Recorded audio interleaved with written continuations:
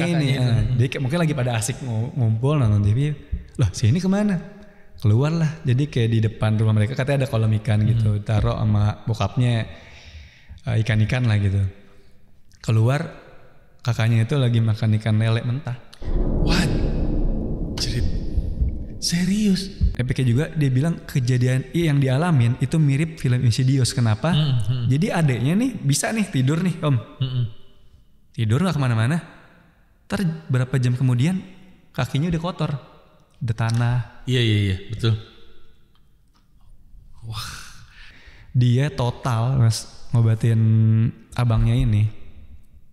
Udah ke 7 orang pinter lah kita sebut. 7 meninggal. Abangnya meninggal, momen meninggalnya yang gue bilang sedih. Jadi dia lagi duduk di ruang keluarga gitu. Mas Moski itu lagi ngegambar-gambar. Terus kakaknya ini kayak normal. Dek, samperin dek. Aku mau tidur gitu kan. Jangan gangguin ya, jangan diganggu kata dia gitu. Nah kalau anak kecil Mas Moski, kenapa sih? Kok normal gitu kan? Udah. Nggak lama dari situ dia dengar suara ngorok kenceng, gitu kan? Dia lihat ya abangnya udah meregang nyawa gitu. Udah meninggal. Udah nggak ada.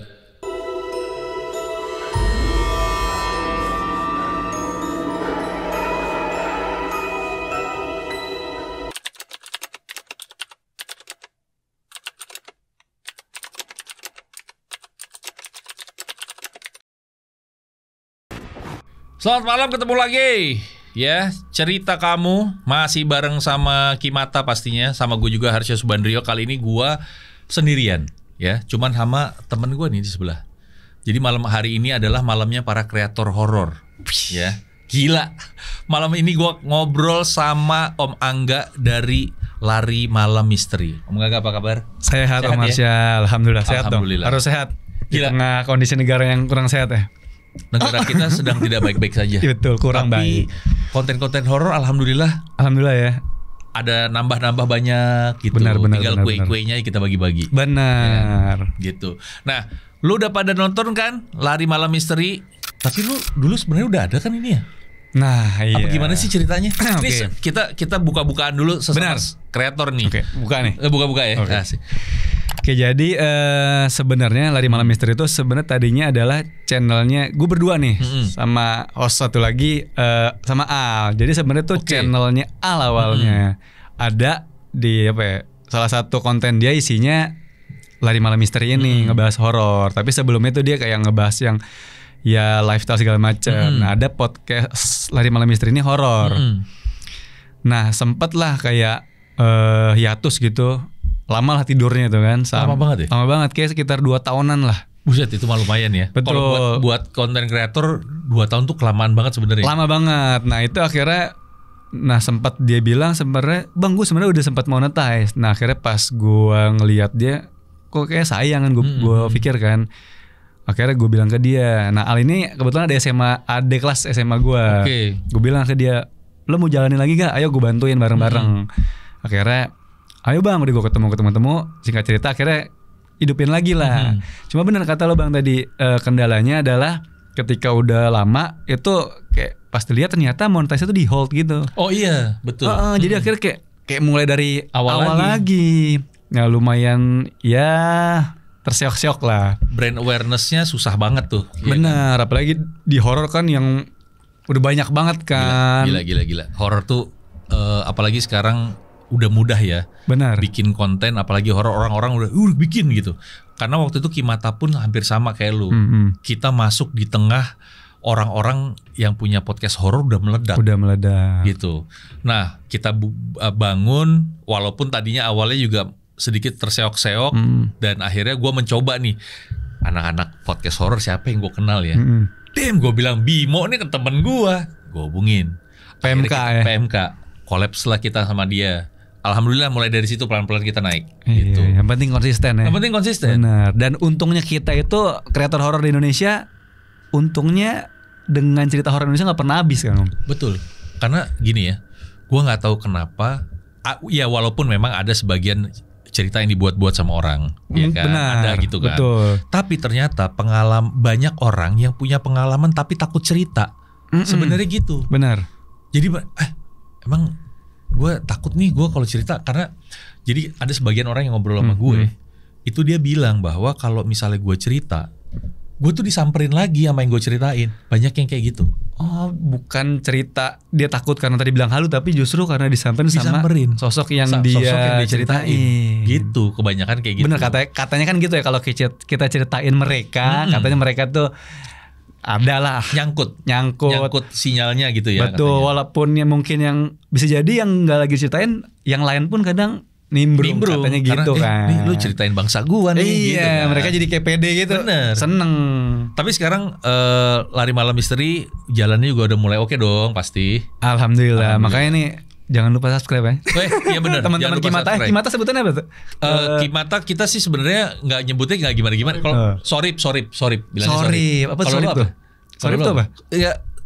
Sobat karib ya. Sobat gimana karib. Sih jadi ada ombre, tante bre, terus sorip gitu. Kita nyebutnya gitu. Kalau kita tuh TTM, teman-teman misteri, bukan teman tapi mesra ya.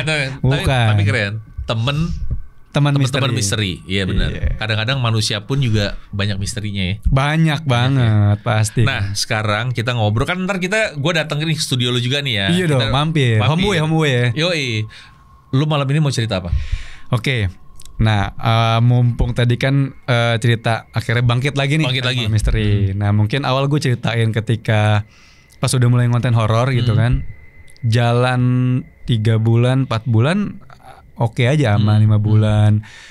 Sampai di bulan, gue lupa bulan ke-6 atau ke-7, akhirnya mengalami tuh Om satu kejadian bareng nih sama si Al gitu kan. Pas lagi ngonten sama Narsum. Di studio tuh ya? Di studio kejadiannya. Jadi waktu itu narsumnya ada namanya Mbak Vida. Nah Mbak Vida ini waktu itu pas kebetulan syuting 3 episode lah gitu kan. Nah ada narsumnya itu Mbak Vida, terus sama satu lagi sama Mas Abai. Mas Abai itu kayak live streamernya TikTok. Oke. Udah lah syuting sama Mbak Vida, selesai Mbak Vida pulang masih aman kan. Ganti sama Mas Abai. Itu udah sekitar jam 9:30 jam 10 lah. Nah sebelum kita mulai syuting sama Mas Abai, si Al tuh di WhatsApp sama Mbak Vida. Mas Al udah pulang belum atau masih di studio? Masih di studio Mbak, kenapa? Terus si Mbak Vidanya, oh nggak apa-apa nanti aja kalau kalian udah pada pulang, gitu kan, bilangnya gitu. Penuh misteri nih. Penuh misteri. Waduh apaan gitu kan? Ya udahlah kita syuting sama Mas Abai ini kan. Nah Mas Abai menceritakan tentang dia waktu itu sempat live, dia jadi kontennya itu si Mas Abai ini datang ke suatu tempat. Nah dia kayak menantang mitos, misalkan di sana nggak boleh sandekala, nggak boleh keluar. Nah dia justru melakukan itu. Kontennya kayak gitu, diceritain sama dia. Udah tuh pas lagi cerita. Nah waktu itu pas hostnya gue.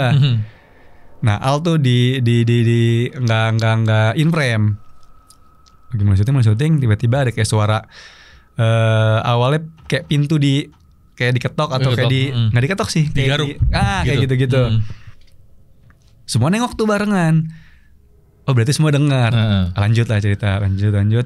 Begitu lagi. Akhirnya kita samperin.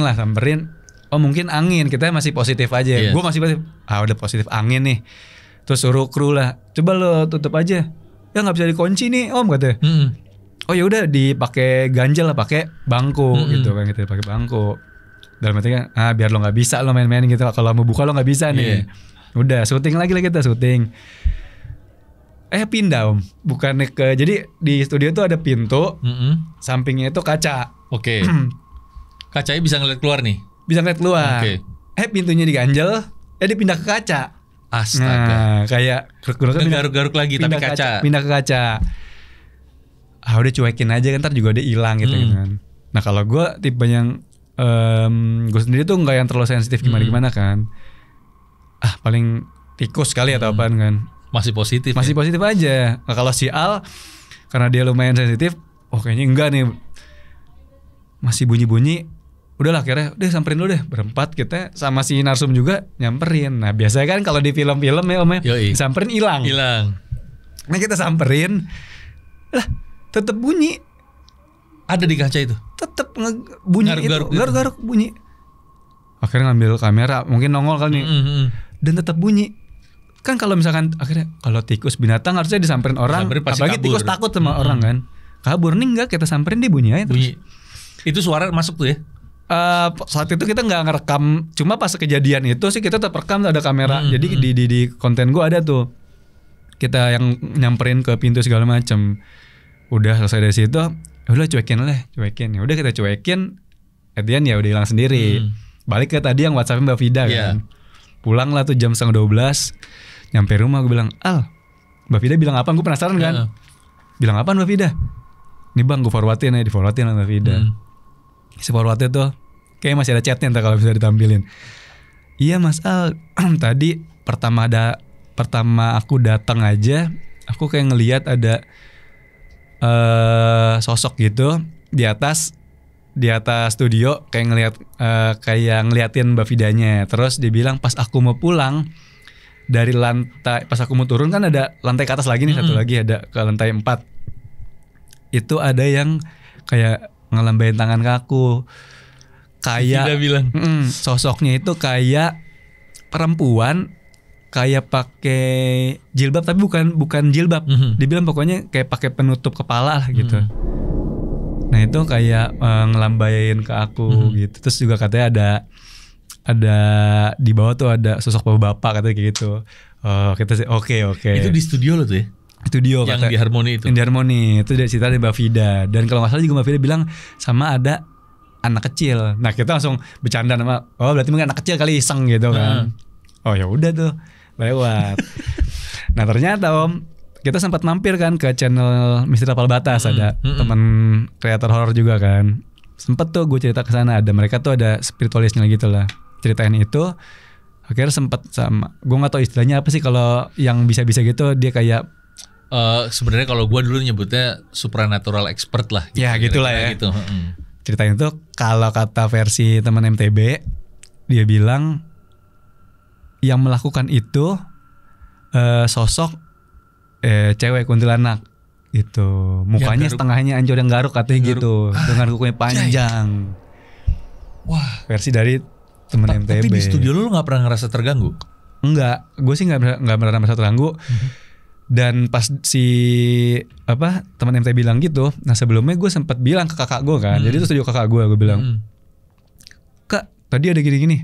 Ternyata kayak terkonfirmasi walaupun mungkin secara sosok agak berbeda ya Om. Jadi yang pas gue bilang ke kakak gue bilang gini, lah berarti bener. Jadi ternyata waktu itu sempat ada yang kesurupan di situ. Nah kata yang kesurupan, yang kata di sana itu lagi ngumpul, ada yang bisa kan.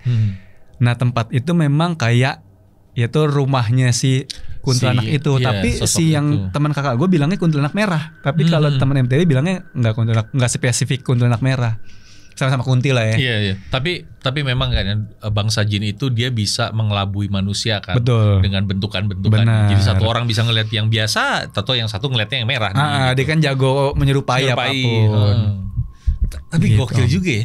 Ini kalau dari sepanjang lu bikin konten lari malam misteri, yang paling epic menurut lo yang di mana? Konten lo paling epicnya epic banget menurut lo, sampai yang kayak gue nggak habis pikir banget nih gitu. Mungkin salah satunya kalau jadi experience gue sih waktu gue penelusuran. Nah cuma kalau dari cerita narsum nih Om, ada tuh baru-baru kemarin ada jadi narsum cerita itu, bahkan sampai akhirnya kita potong jadi 2 episode karena lumayan panjang dia cerita kan. Jadi pas syuting itu bahkan kalau lihat di videonya tuh contoh yang host si Al yang host. Kalau bisa dilihat videonya tuh si Al bahkan sampai nangis ya. Jadi gue pas di sana tuh, nih horor tapi kok menahan tangis. Maksudnya gue juga sedih gitu. Jadi kayak nih horor tapi sedih Om. Jadi horor itu bersangkut paut sama keluarganya si narsum lah. Jadi ada kesedihan gitu ya. Ada kesedihan banget sih gue bilang. Jadi ceritanya itu, namanya narsum itu Mas Moski. Mas Moski ini cerita pengalaman dia waktu dia umur sekitar 6 tahun.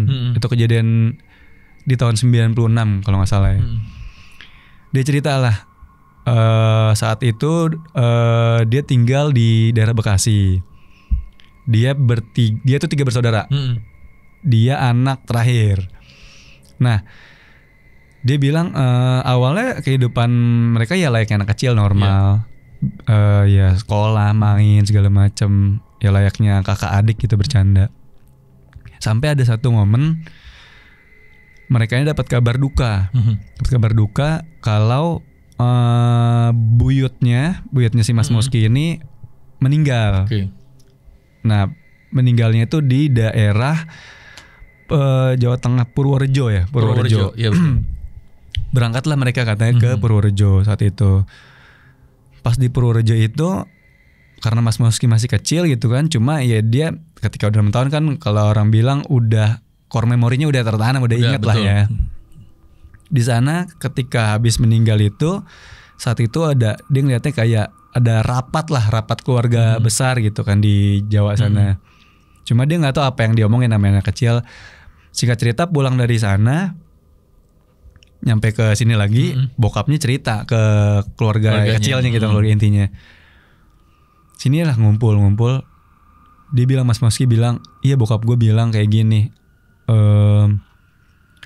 kita siap-siap, kita akan dapat sesuatu yang tidak mengenakan lah buat kita, sesuatu yang mungkin sebenarnya kita nggak kepengen, tapi kita harus siap akan hal itu. Bokap ngomong gitu kata dia. Udah tuh, habis bokap ngomong gitu, setiap ada malam apa yang tadinya nggak pernah melakukan sesuatu ini, jadi melakukan sesuatu ini. Sesuatu ini adalah nyokapnya Mas Moski dan bokapnya Mas Moski ini kayak apa ya nyebutnya?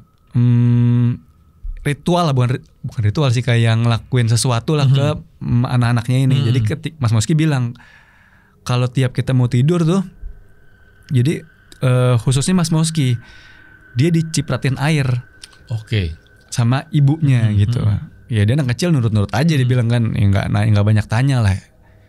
Udah, itu kayak dilakukannya setiap malam apalah gitu ya. Sampai ada satu momen yang dia ceritain itu, pas malam itu habis dia dicipratin, memang orang tuanya bilang pokoknya jangan ada yang keluar kamar, tidur pokoknya.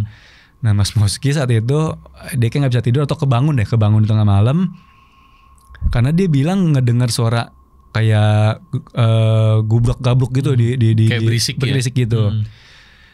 Keluar lah dia, padahal kan harusnya jangan keluar. Namanya anak kecil penasaran, dia keluar lah, dia buka pintu kamar. Dia lihat posisi di ruang tengahnya gitu, meja, bangku tuh di posisi apa? Berantakan. Padahal dia bilang orang tua gue damai, nggak ada masalah rumah tangga. Maksudnya kalau ada rumah tangga mungkin berantem, ini enggak. Udah posisinya makanan tumbas segala macem. Udahlah dia masuk kamar lagi kan. Nah saat itu pas ada, gue lupa deh antara di saat itu atau di yang hari berbeda, dia ngalamin pintu kamarnya itu kebuka sendiri tuh, kebuka. Nah karena dia takut, dia kayak ngumpet di selimut gitu kan. Pas dia lihat lagi, pintunya ketutup lagi. Tapi ketutupnya nggak yang gubrak enggak, pelan aja ketutup. Nah karena dia nggak bisa tidur, terus dia penasaran. Jadi posisi kamarnya dia itu bisa ngelihat ke arah dapurnya gitu lah. Ya, kebayang tuh. Dia ngintip, terus di dapurnya ada jendela gitu, Meh. Dari jendela itu dia bilang pelan-pelan tuh, Mas katanya, naik. Pas sampai kelihatan jelas, kain jarik yang buat buat mayat. Yang pas lagi dimandiin tuh biasanya. Kain jarik udah berdiri, cuma bentuknya bukan berbentuk orang ditutupin, bentuknya pola segitiga dia bilang Mas Moski. Entah apa bentuknya segitiga udah. Udah dia ketakutan tuh segala macem. Udah. Nah habis itu kakaknya yang nomor 2, anak tengah. Nah setelah itu mulailah ada hal keanehan di abangnya ini yang nomor 2 ini. Keanehannya apa? Pertama banget yang Mas Moski ceritain adalah pas habis pulang sekolah atau apa, makan nih sama ibunya sama si abangnya ini yang akhirnya kena penyakit aneh lah gitu.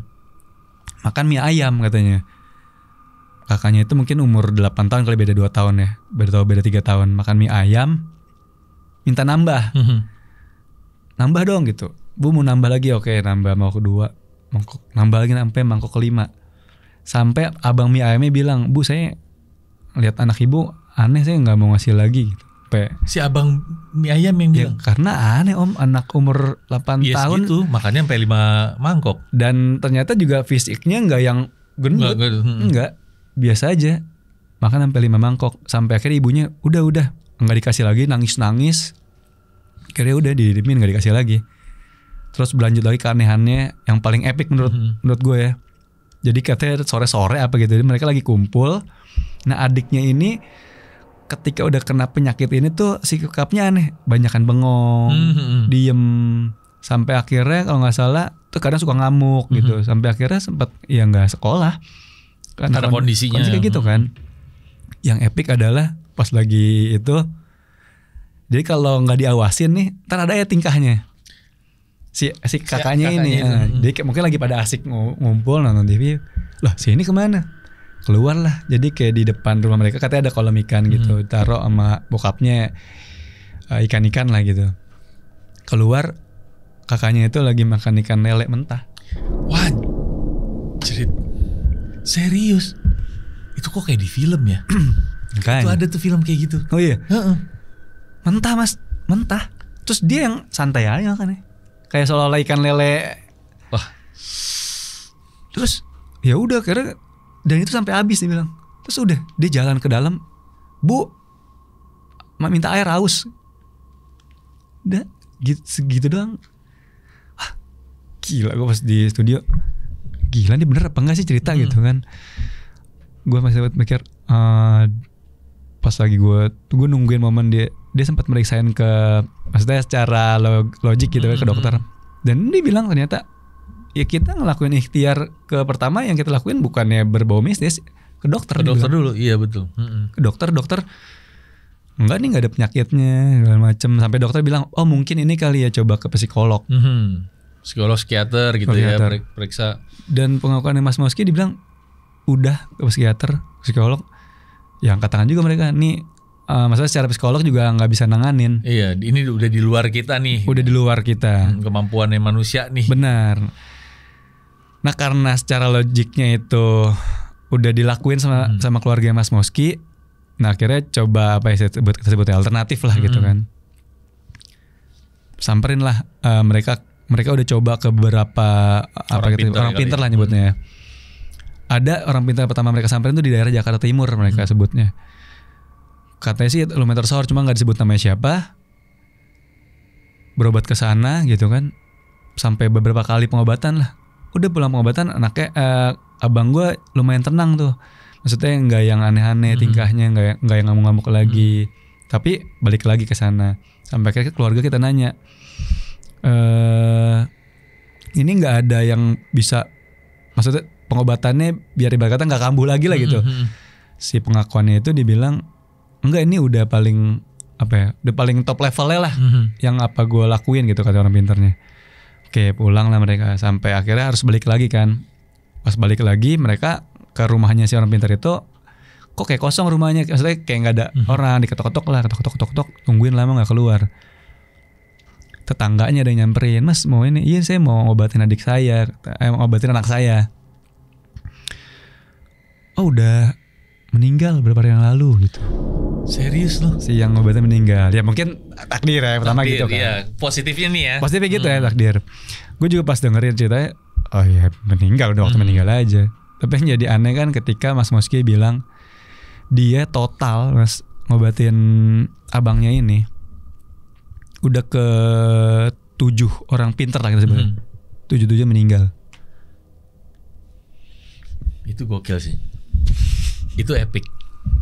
Ke-7 orang pinter, 7 yang meninggal. Kan kalau yang satu pas gue denger, ya takdir aja takdir gitu. Aja. Sampai dia momen dia bilang udah ke-7 orang, 7 meninggal. Gue bilang, anjir, 7 meninggal. Iya, terus si Mas Moski cerita gak sih akhirnya si kakaknya gimana tuh? Nah, dan meninggalnya itu Mas yang bukan yang kayak wajar, meninggalnya ada kesetrum terus ketabrakan kereta ada. Bahkan salah satunya bukan orang pinter, salah satunya itu supir taksi. Jadi mereka sempat berobat ke Magelang.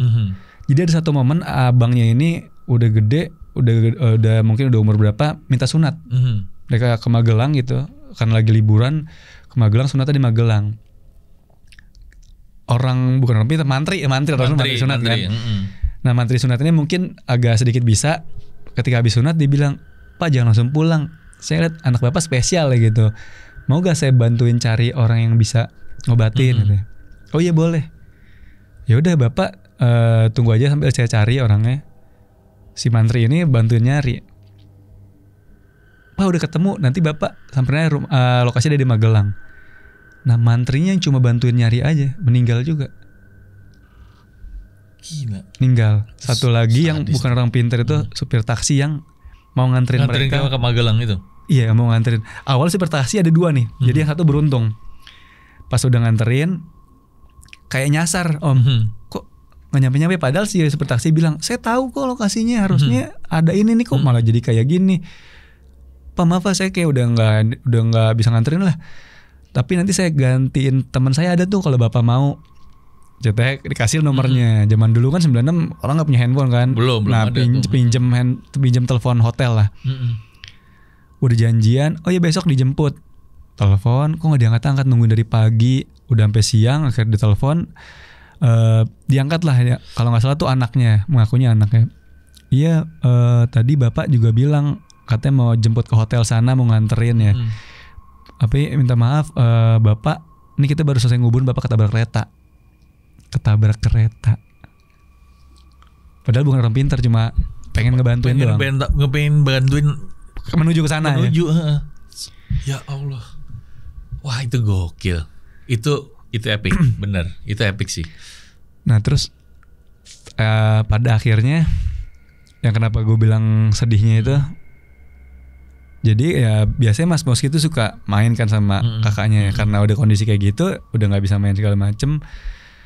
Oh dia bilang gini, yang epicnya juga, dia bilang kejadian yang dialamin itu mirip film Insidious. Kenapa? Jadi adeknya nih bisa nih tidur nih Om, tidur nggak kemana-mana. Ntar berapa jam kemudian kakinya udah kotor, udah tanah. Iya betul. Wah, dan itu sama banget sama Insidious, bener iya kan? Makanya bilang, oh iya Mas, iya kayak gitu. Itu kan kejadian 96, Insidious belum ada ya? Belum ada. Jangan-jangan Insidious ngambil cerita itu juga. Bisa jadi, jangan-jangan. Kalau kita cocok logi itu sih. Cocok logi. Iya kan? Terus. Udah tuh. Oh gitu Mas, iya. Tiba-tiba kotor lah segala macem. Ya udah. Singkat ceritanya dia udah berobat ke orang-orang yang tadi bahkan yang meninggal. Oh dia sempat ketemu satu orang, dia bilang tapi orang ini kayak bukan remita tapi dia kayak herbalis gitu. Jadi kayak dia bikin ramuan. Dia bilang saya nggak bisa ngobatin, cuma saya ngerti deh, saya bisa bikin tenang. Jadi mungkin kan kalau kayak ada beberapa obat herbal kan biasanya buat ngobatin juga kan. Betul. Termasuk kayak ya di agama kita Rasul bilang kan daun bidara salah satunya kan, sunnah Rasul. Nah sama si herbalis ini adiknya dikasih minum ramuan gitu-gitu, adiknya tenang, cuma emang gak sembuh. Ternyata si Mas Moski itu punya omnya sebenarnya bisa hal-hal kayak gitu. Omnya pernah bilang, saya gak berani ngobatin karena resikonya pilihannya cuma 2, yang kalau saya ngobatin saya mati gitu kan.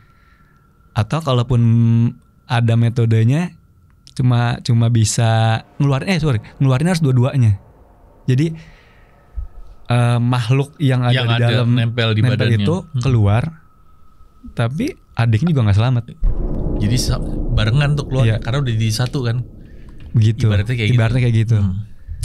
Udah bilang kayak gitu, terus gimana Mas? Nah ini sedihnya ibunya ketika dengar ucapan itu, ya sebagai ibu gimana ya maksudnya? Kalau nggak dilakuin anaknya terus kayak gitu sakit aja kan. Tapi kalau dilakuin ya kehilangan gitu kan. Walaupun ya kan Allah kita nggak tahu gitu kan. Jadi selama itu ibunya nggak langsung ngasih keputusan gitu kayak ya berat lah sebagai seorang ibu. Betul. Kan. Sampai akhirnya di titik ya udah ibu kita lakuin. Udah at the end abang ngelakuin yang pilihan itu ya. Pilihan itu abangnya meninggal. Momen meninggalin yang gue bilang sedih. Jadi dia lagi duduk di ruang keluarga gitu. Mas Moski itu lagi ngegambar-gambar. Terus kakaknya ini kayak normal. Dek, samperin Dek. Aku mau tidur gitu kan. Jangan gangguin ya, jangan diganggu kata dia gitu. Nah kalau main anak kecil Mas Moski, kenapa sih? Kok normal gitu kan? Udah. Nggak lama di situ dia dengar suara ngorok kenceng, gitu kan? Dia lihat ya abangnya udah meregang nyawa gitu. Udah meninggal. Udah nggak ada. Dia keluar ngasih tahu ibunya. Terus Mas Boski saat itu perasaannya, gue nggak tahu, bahkan orang sampai bilang lo kok nggak sedih? Gue bukan nggak sedih, bingung dia bilang. Gue pengen abang gue sembuh nih, tapi ternyata kok sembuhnya harus kehilangan gitu, kayak bingung lah dia namanya anak kecil kan. Bener sih abangnya sembuh bener, tapi memang ya akhirnya pulang. Akhirnya pulang gitu kan. Dan meninggalnya itu awal kan gue mikir bertanya berapa lama sih mengalami itu. Kirain setahun itu. Abangnya seperti itu sakit 8 tahun. Wah gitu gue. Dari umur 9 meninggalnya itu emang gue lupa ada orang pintar emang sempat bilang mungkin meninggalnya ini ketika dia udah umur 17 gitu lah. Tapi meleset sedikit lah meninggalnya itu, dikit lagi di umur 17 meninggal. Dan itu ibarat kata penderitaan itu 8 tahun. Itu lama ya, penderitaan harus berhadapan dengan goib yang kayak begitu ya. Itu lama loh. 8 tahun kayak gitu, makanya gila. Apa ya rasanya kan adik kakak yang tadinya normal terus ya bercanda tiba-tiba kehilangan kakaknya, bukan dipisahkan nggak, tapi kakaknya ada tapi ya kayak nggak ada kan. Wah udah lo cerita ya yang soal ini 8 tahun, gue ngadepin hal kayak gitu di diri gue dari 2013 baru beres di 2022. 9 tahun. Yes. Lo yang ngalamin? Gue yang ngalamin. Wah, mampir aja kali nanti ke Lari Malam Misteri ya ceritanya. Iya, itu boleh, ntar gue ceritain itu. Kira 9 tahun ya? Gue 9 tahun. Dan gue tidak tahu sama sekali penyebabnya. Akhirnya tahu sebab. Tapi gue gak tahu selama itu. Ya itu ntar di tempat ya, tempat. Siap. Nah kalau ini akhirnya kenapa kayak gitu? Ternyata penyebabnya adalah buyutnya ini yang dia nggak tahu spesifiknya apa, pokoknya ini adalah warisan dari buyut yang mungkin buyutnya melakukan ritual apa. Bisa jadi gitu. Makanya gue kasih judulnya warisan terlarang. Turun ke ya keturunannya. Dan dia bilang emang tapi yang bisa akhirnya mewarisi ini hanya keturunan yang memiliki anak dengan jumlah ganjil. Pasti yang kena tengah. Itu selalu. Gue nggak tahu awalnya, cuma ternyata emang itu anak tengah. Nah kebetulan ya, kalau secara apa ya, bukan psikologis, katanya memang anak-anak tengah tuh selalu bermasalah.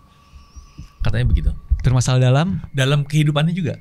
Bisa jadi dia insecure anaknya.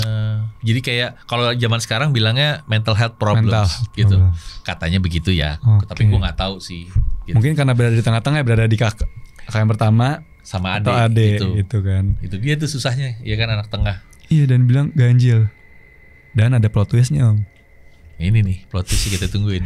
Mas Moskinya adanya meninggal kan. Setelah itu kirain berhenti kan pengalaman horornya dia. Tapi dia berlanjut tuh sampai 2 tahun dia merasa kayak ada aja kejadian di teror. Dia jadi Mas Moski. Si Mas Moskinya. Jadi abangnya ini mengalami 8 tahun, dia mengalami hampir 10 tahun pengalaman horor. Epicnya adalah plot twistnya, dia pikir kan udah ada selesai gitu kan. Dia pernah main ke rumah sepupunya di Jawa apa. Pas dia datang, dia ngeliat sepupunya tingkahnya sama kayak abangnya yang meninggal. Dan sampai sekarang masih hidup.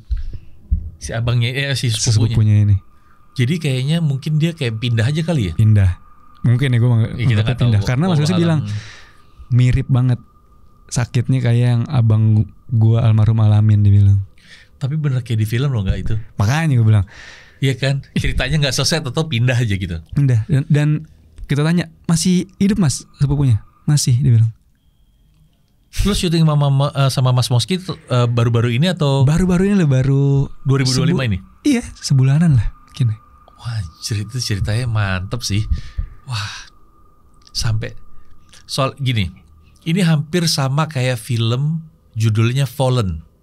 Lu udah pernah nonton? Belum. Lu cari deh Fallen. Jadi Fallen itu ada satu iblis yang masuk ke semua orang. Jadi iblis ini nggak bisa dimatiin. Dia pindah ke tubuh seseorang itu. Kalau dia mau pindah, tinggal disenggol, set, orangnya mati. Yang dimasukin dia, yang setelah yang dia udah nggak pakai lagi tubuhnya, mati, pindah ke orang yang baru. Jadi dia menyakiti orang tujuannya. Di terakhir ya ada plot twistnya. Fallen kalau nggak salah, coba dicap, kalau nggak salah si Denzel yang main, kalau nggak salah ya, Denzel Washington. Itu plot twist banget terakhirnya. Gue pas nonton tuh bilang ngepet nih film. Lu bisa nebak deh ceritanya kayak tadi lu bilang. Oh iya. Jadi dia cuma pindah doang. Iya, gue juga pas lagi saat syuting gitu ya, Om, kayak mikirnya ya coba pakai logika, tapi kan bahkan nih kata dia bilang sekarang banyak cerita horor tapi banyak yang mengarang-arang. Gue sempet kayak apa nih orang ngarang gitu loh mati. Tapi ngarang nggak mungkin, masa dia ngarang sampai abangnya meninggal kan? Soalnya logiknya masuk. Iya kan? Kecuali nggak ada yang jadi korban, mungkin ini ngarang-ngarang. Ini kan sampai meninggal abangnya. Dan ternyata itu warisan dari si buyutnya. Cuma buyutnya ngelakuin ritual untuk apa dia nggak tahu. Cuma tapi yang jelas bokapnya cuma cerita gitu kan, soalnya kan ada hal yang kita terima yang nggak enak nih gitu. Dan dimulai dari buyutnya meninggal itu kan, turun mungkin ke bokapnya ya. Dan bokapnya kan pasti mungkin punya saudara nih, ya saudaranya itu kali itu sepupunya yang sampai sekarang masih hidup ya. Mungkin deh. Sepupunya Mas Moski itu masih hidup. Itu asik kayak film loh itu beneran. Iya gue mas, wah gila nih, ngeri. Nah kan di Lari Malam itu kan karena kita masih tim kecil, gue juga ngedit kan Om. Gue selama ngedit konten-konten mau ceritanya serem segala macam, aman-aman aja gue ngedit sampai malam segala macam. Pas Mas Moski ini, gue sampai ada tuh kedengaran gue kirim ke Al. Gue juga biasanya orangnya bukan skeptis kayak udah nih cuma suara hembusan apa, suara apa gitu kan, suara apalah gitu. Nah saat itu gue dengar berkali-kali, ini suara anak kecil nih, cuma kayak ngomongnya nggak jelas. Jadi pas yang video itu tuh gue dengar ada 2 suara lah. Gue sampai kirim ke Al kan, coba bang gue kirim ke Mas Moski katanya, kirim aja. Terus di si Al nggak lama forwardin chatan Mas Moski ke dia. Nih bang, Mas Moski cerita di chatnya itu isinya, lah kok bisa kebetulan banget ya, abis gue tapping di tempat lo berapa hari selang seminggu atau berapa gitu, nyokapnya Mas Moski kan di sana udah Purworejo kan, nelfon gue. Terus pas lagi nelfon terakhir bilang, lah mas kamu lagi di mana, kok ada suara anak kecil? Padahal di kantor gue mah gak ada anak kecil, kata dia. Tapi nyokapnya denger. Gila. Wah itu parah sih. Gue bilang sampai itu kayak nggak percaya sebenarnya. Iya kan. Makanya gue bilang, ini ceritanya kayak film banget. Nih cerita bener apa enggak? Tapi kalau cerita bohong, masa iya dia ada sampai meninggal abangnya dan ada foto dokumentasinya. Maksudnya ketika abang lagi berobat, abang lagi sunat. Kan nggak mungkin bohong. Nggak mungkin kalau itu memang pasti ya benar ya ceritanya. Iya. Tapi yang lo dengar suara anak kecil itu jelas. Iya. Dan ya gue selama ngedit biasanya kan ya bodo amat lah. Gue denger, wah. Tapi lo keganggu juga jadinya sama itu. Gue ulang, enggak nih suara anak kecil. Gue soalnya paling bisa hembusan napas nih. Enggak, dan kalau suaranya suara orang gede gue masih kayak ada orang lah, kru atau apa. Suara anak kecil. Wah, untung lo sempet nge-WA. Untuk si Al sempet nge-WA si Mas Moski ya? Dan akhirnya dia konfirmasi. Jadi kan lo yakin juga nih. Iya gitu. Ya kita mikirnya Oh mungkin ya kan kalau orang di Islam udah meninggal udah selesai yang bersama dia. Mungkin ada jin yang menyerupai gitu kan. Biasanya sih emang pasti ulahnya jin. Ulah jin pasti. Ulah jin. Kayak sebenarnya juga gue dari dulu tuh kepingin kasih bukan edukasi, cuman mau ngingetin ke orang Indonesia. Kenapa ada kuntilanak, kenapa orang-orang bilang pocong. Ya itu yang paling gampang untuk nakutin orang kita. Betul. Iya kan? Betul. Itu paling gampang udah. Karena orang kita udah dari cerita dulu kan sosok pocong. Jadi ya udah ya si jin ini orang-orang pada takut sama pocong nih, gue bikin pocong. Bener akhirnya kita itu. Karena gue pernah ke Thailand. Gue masih pas jalan sendirian masih ada ngeri-ngeri di hotel gitu, masih ngeri karena kan Thailand setannya mirip-mirip ya. Mirip-mirip, bener. Pernah gue waktu itu ke Eropa. Jam 3 pagi jalan sendirian gak takut-takut ya. Karena kan di bayangan gue setan Eropa vampir ganteng Edward Cullen gitu kan. Bener. Ya elah. Ibarat kata setannya cemen lah. Cemen, iya kan. Ini jadi sugesti gue kan. Ketika ke Thailand gue ngeri karena setannya kan ya mirip kayak Jepang ya, Sadako. Setan Thailand gitu kan. Ya Kang Mak kan. Kang Mak bener. Jadi bayangan gue wah ngeri juga masih setan Asia nih. Masih dapet lah gitu ya. Jadi pas di Eropa ya benar-benar jadi sugesti kan. Itu yang sebenarnya ya benar kayak yang lu bilang, mungkin pesan ke teman-teman. Ya ini sebenarnya adalah siasat jin ini buat melemahkan kita manusia. Bener kayak misalkan kayak harusnya jangan ke sana lo, ntar ada gundurwo. Padahal bisa jadi lo harusnya saat itu belajar ngaji ke TPA. Iya. Tapi akhirnya nggak jadi gara-gara kata di sana ada gundurwo. Kan jin seneng kan nggak jadi ibadah nih. Nggak jadi. Tapi memang cerita genderuwo itu kan macam-macam. Kalau wewe gombel, apakah ceritanya juga memang ada secara goibnya itu bisa kejadian. Tapi ya itu semua ulahnya jin udah. Ulah jin itu udah. Benar. Karena jin itu punya kemampuan menyerupai gitu. Jelas banget menyerupai dia. Tapi lo sendiri ya, lo percaya nggak sama hal-hal goib? Percaya, karena percayanya apa? Ya jelas di agama Islam Islam ya memang mereka ada diciptakan sama Allah kan, diciptakan betul. Jin dan manusia gitu kan. Tapi ya Allah menciptakan itu sebenarnya tujuannya untuk beribadah pada Allah kan. Betul. Tapi jin yang meleset nih, benar. Dan kayak ada orang pada bilang kayak jangan keluar maghrib gitu kan. Mungkin dulu gue mikirnya alah mitos nih. Karena bagi ada menyangkut pautkan biasanya orang keturunan Jawa kan gitu. Tapi pas akhirnya gue ngerti, belajar macam, bahkan di Islam memang Rasul bilang kan jangan keluarkan anak-anak kamu ketika waktu maghrib. Betul. Karena itu waktunya pergantian mereka, jin pada keluar kan. Akhirnya apa yang orang tua kita larang sebenarnya mungkin terkesan menakut-nakuti, tapi emang ternyata ada. Sunnah Rasulnya jangan keluarin anak lo maghrib-maghrib. Karena memang nggak bisa dijelasin secara gamblang. Benar. Makanya kita dulu paling gampang ditakut-takutin aja. Benar. Gitu. Padahal kalau misalnya dijelaskan runtun dan gamblang, kita jadi paham juga kan sebenarnya. Benar. Gitu. Kenapa? Pasti kan Rasul nggak mungkin ngomong asal, pasti ada kebaikan untuk umatnya kan. Makanya ternyata orang tua kita ngomong jangan keluar maghrib malam-malam ntar ada ini. Ya mungkin karena itu. Iya. Gue yang lucu nih, ini kejadian nih. Kejadiannya di Taman Suropati. Tamsur. Itu anak tempat gue madol tuh. Tempat madol dari zaman dulu itu madol. Nah, anak gue masih umur 2 tahun. Oke.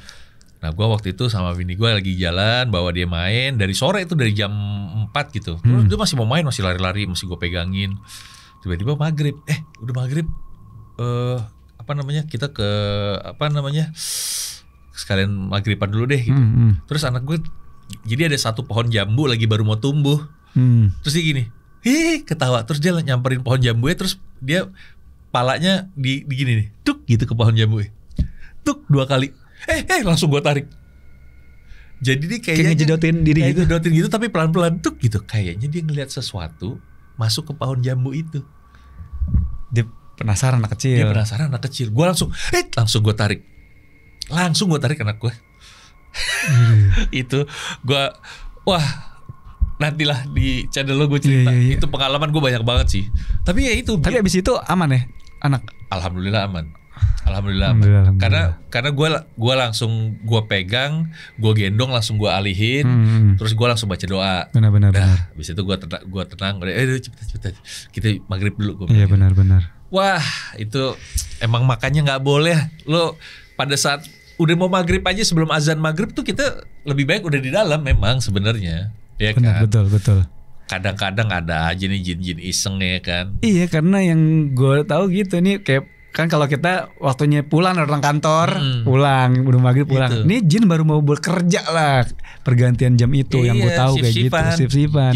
Jin juga kerja. Soalnya waktu masih bawain acara horor juga zaman dulu. Si ahli supernatural gue almarhum Paleo tuh bilang, jin itu diciptakan sama Allah, mereka hidup layaknya seperti manusia. Mereka nikah, punya anak, pergi ke pasar, pergi belanja, mereka ulang tahun ngerayain ulang tahun. Sama, kerja juga. Alamnya aja berbeda sama kita nih, gitu. Bener, gue juga ada tuh temannya ustadz gue cerita, dia bilang dia praktisi ruqyah gitu. Ya mirip kayak yang Pak Alman Paleo bilang, mereka beraktivitas kerja segala macam. Jadi dia mengibaratkan gini, kalau ada jin-jin yang akhir dikerjain sama dukun, dia bilang bahasa gini, itu jin pengangguran. Bahkan dia mengibaratkan kayak gitu. Sebenarnya harusnya jin ini pada kerja tuh. Nah ini jin-jin yang kerja sama manusia nih jin-jin cemen, dibilang jin pengangguran yang akhirnya mau bekerja buat manusia gitu kan. Karena memang ya udah kan diciptakan jin dan manusia itu ya Tuhan juga yang menciptakan gitu. Karena ada satu hal, si jinnya jadi ibaratnya kalau gue bilang jin ngepet ya, sama Allah dimarahin, lu nggak nurut sama gue, gue buang aja lu gitu. Lu hidup sendiri deh situ, nggak usah ikut-ikutan manusia gitu. Betul. Karena kan jin-jin ini ya kelakuannya kan, setan itu sifat deh. Iya, jin ini kelakuannya, makanya ada kalau manusia kelakuannya kayak setan ya disebut setan juga ya kan. Lu kelakuan kayak setan, lu nggak ada akhlak, lu nggak gitu. Benar, nggak ada akhlak orang kan. Nah tuh jadi inget ya, kita sama-sama saling mengingatkan bahwa jin itu ada di antara kita, cuman memang karena alamnya berbeda sama kita. Jadi kadang-kadang kita manusia tuh nggak bisa ngeliat ke mereka. Kecuali orang-orang yang punya kemampuan memang. Ya mungkin dikasih kelebihan ya. Jadi emang ya berdampingan kita sama mereka. Ya sama kayak alam gaib sama alam kita ya berdampingan juga sama. Benar. Gitu. Oh cuma kemarin gue ketemu ada sama dulu Cawagup DKI Pak Kun Wardana. Oh iya Pak Kun Wardana. Ketemu lagi gala premier lagi nonton filmnya RJ5 tuh Sihir Pelakor. Sempat ngobrol sama dia kan. Ternyata beliau tuh juga sangat tertarik dengan dunia ini. Tapi dia menghubungkan dengan fisika dan matematika gitu. Jadi kayak metafisika ya. Betul, ke situ. Ngobrol-ngobrol kan. Oh, masa enggak? Ya saya percaya Pak. Maksudnya kan ya di agama kita juga harus meyakini seperti itu. Terus dia sempat, ya bahkan saya pernah waktu lagi ke Malang ngobrol sama driver taksi gitu, dibilang, wah saya kadang suka nganterin tuh Pak. Bahkan yang saya gak sangka, orang-orang pinter tuh, pejabat-pejabat, saya yang temenin ke Gunung Kawi ya? Iya Kawi, Gunung Kawi. Oh iya. Dan Pak Kun bilang, oh iya mas, jabat-jabat kita juga masih sangat yang percaya dengan hal banyak mistis itu, untuk sebenarnya untuk bukan hal positif, untuk hal yang buruk dibilang gitu. Dan Pak Kun bilang sebenarnya mas, ini karena kita nggak bisa ngelihat mereka kan. Sebenarnya pokoknya intinya Pak Kun ini bilang jumlah kita dan mereka sangat jauh. Cuma mereka sangat banyak. Dan gue akhirnya mengiyakan, oh iya Pak, saya juga pernah tuh dikasih sama ustadz saya. Bahkan ada ulama yang bilang kalau jarum dijatuhin nih, sebenarnya nggak jatuh ke tanah karena saking banyaknya jin katanya. Jumlah jin saking banyaknya, saking numpuknya, berkali-kali lipat daripada manusia. Makanya kita sebagai manusia harus waspada. Bener, gitu, waspada ya, makanya kita kan meningkatkan iman segala macam, berlindung sama Allah gitu kan. Dan pas banget nih ketika bikin konten horor, gue selalu balik lagi ke ya tadi kayak Om Marsha bilang, ya ada aja yang mengkreat cerita gitu kan. Kalau gue pribadi akhirnya sama Al bilang, kita jadiin ini kayak wadah buat teman-teman bercerita, tapi selebihnya teman-teman yang nonton percaya atau enggak, kita balikin ke mereka penonton nih gitu. Tapi bener sih, emang gitu. Karena dulu gue juga waktu zaman bikin program percaya nggak percaya, gue selalu bilang di akhir acara, percaya nggak percaya tergantung bagaimana Anda menyikapinya. Bener, orang aja yang menyikapi gitu. Ini kita cuma bantuin cerita doang nih, nemenin, bener. Menjembatani gitu loh kira-kira. Gua nanti boleh datang ke tempat lu. Iya pasti dong, harus ya? dong. Ngobrol. Sedap. Tungguin ya, gue sama Pak Fu datang ke ke Lari Malam Misteri ya. Iya. Pokoknya lo dengerin cerita-cerita yang lebih membagongkan lah gitu. Mungkin ada sebagian yang gue udah pernah cerita, tapi mungkin juga nih gue tuh sebenarnya banyak cerita, tapi gue mesti inget-inget. Ya. Karena kejadian tuh banyak banget di hidup gue juga, pengalaman sendiri juga, pengalaman orang juga. Ngelihat, nanti gue ceritain ya, ada orang perempuan yang tiap malam itu kemasukan di Malang. Dan lo kenal sama orang itu? Jadi kenal akhirnya. Gara-gara pas gue lagi syuting dulu, dia datang minta tolong. Iya Pak, aku minta tolong, tiba-tiba kemasukan. Hah? Tiba-tiba kemasukan. Terus sadar lagi. Padahal lagi ngomong biasa? Iya. Terus lagi ngomong lagi, kemasukan lagi. Secepat itu. Secepat itu. Gila. Tapi gue penasaran deh, Om, lo kan waktu itu sempat dipercaya nggak percaya kan? Saat lo ditawarin jadi host itu, lo memang udah tertarik dengan horor atau lo sempat anjing ngeri juga nih? Atau emang lo dari dulu emang suka horor? Jadi memang dari dulu gue suka horor. Oh. Nah terus satu nih, gue waktu itu cerita ngobrol. Kenapa sih lo mau? Karena itu pakai casting memang. Iya. Nah kebetulan yang bikin konsep acara itu temen gue. Oke. Dia bilang, Syah, gue mau bikin acara. Waktu itu karena bininya temen gue itu teman siaran gue juga. Oke. Dia bilang, gue mau bikin nih, gitu. Tapi gue mau lo yang jadi hostnya. Lah kenapa gue? Udah ntar ya gue atur. Udah tuh lama berselang lah berapa bulan, dipanggil lah gue. Lo castingnya? Iya deh gitu. Casting lah gue. Pada saat gue dikabarin gue dapet, temen gue tuh cabut dari PH-nya. Lo kenapa cabut? Nah, jadi belum sempat syuting sama lo? Belum sempat syuting sama gue. Tapi akhirnya gue mulai syuting sama mereka. Udah gitu. Karena memang kebetulan bokap gue orang Cirebon. Oke. Di keluarga gue yang namanya goib itu santapan kita. Cirebon kuat tuh kerajaannya, ya kan? Wah, lo kalau nanti gue ceritain juga deh. Yeah. Itu aneh-aneh lah di rumah mbah gue dulu. Sampai gamelan mbah gue hilang, terus balik sendiri. Hilang balik sendiri. Bukan cuma bunyi. Bukan. Kan biasanya kalau film horor bunyi sendiri. Iya, ini hilang. Ya. Kayak dipinjem terus balik lagi. Mending dipinjem, dijual. Ada yang ambil, dijual. Berarti udah ke tangan orang lain. Lebih lengkapnya nanti. Iya dong. Di Lari Malam Misteri pokoknya, tungguin aja. Biar penasaran ya Om. Angga, thank you ya. Thank you Marsha. Moga-moga kita sama-sama maju konten kita. Amin. Terus konten kreator horor juga semakin kompak. Amin. Amin. Terima kasih udah datang, terima kasih udah cerita. Thank you juga udah diundang. Buat Om Bre, Mas Bre, Tante Bre, sorip ya, jangan lupa di-subscribe juga ya. Lari Malam Misteri. Nanti kita ketemu lagi di episode barunya Lari Malam Misteri sama gue juga. Siap. Oke, jangan lupa di-subscribe. Super thanks-nya, terima kasih. Tiap hari Rabu malam dan juga Jumat malam ya. Kita ada ritual. Enggak dong, bukan ritual dong. Kita ada tayangan-tayangan baru pokoknya. Alright. Thank you guys. Thank you. God, thank you ya. Thank you.